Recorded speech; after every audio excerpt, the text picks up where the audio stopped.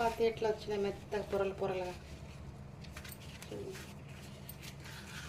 3 పొరలు వచ్చినాయి చపాతీకి.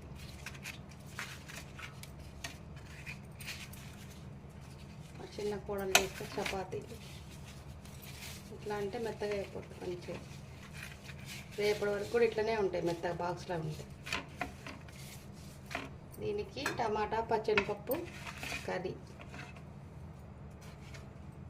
చూడండి.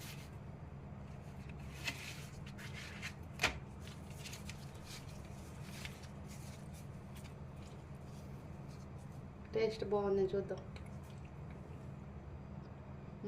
చాలా బాగుందండి, సూపర్.